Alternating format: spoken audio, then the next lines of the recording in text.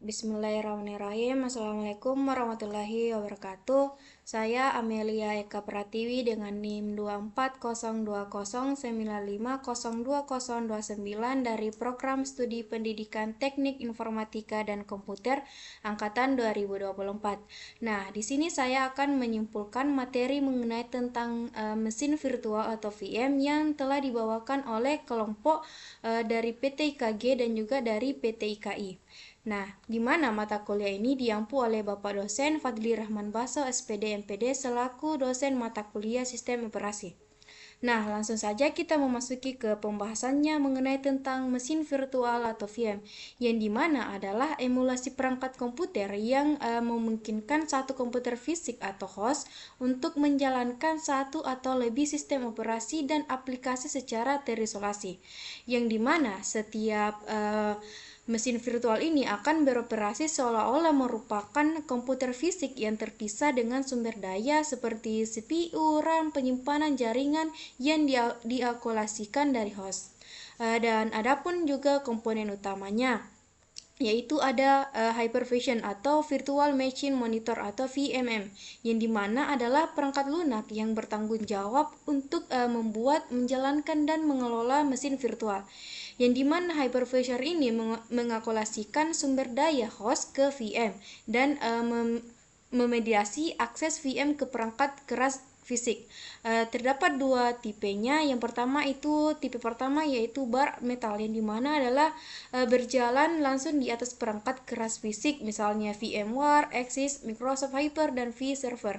Dan ada tipe 2 yaitu adalah hosted, yang dimana berjalan sebagai aplikasi di dalam sistem operasi host, misalnya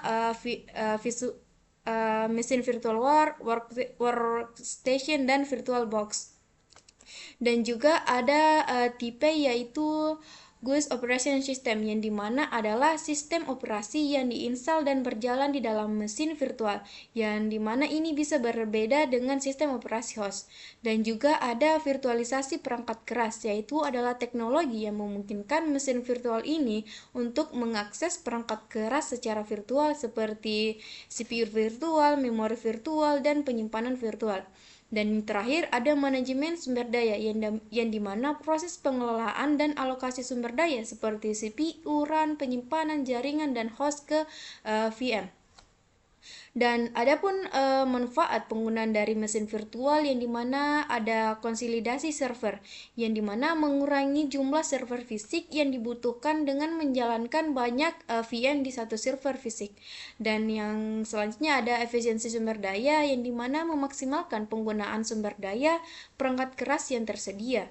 Dan ada fleksibilitas dan agilitas, yaitu untuk memudahkan pembuatan sumber daya perangkat keras yang tersedia dan memudahkan pembuatan deployment dan pengelolaan lingkungan komputasi.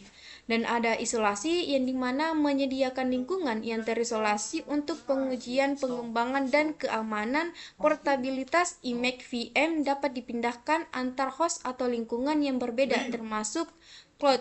Dan ada pemulihan bencana atau disaster recovery, yang dimana adalah memudahkan backup dan pemulihan seluruh sistem operasi dan aplikasi, serta ada pengujian lintas platform atau memungkinkan pengujian ini perangkat lunak di berbagai sistem operasi tanpa memerlukan banyaknya perangkat fisik.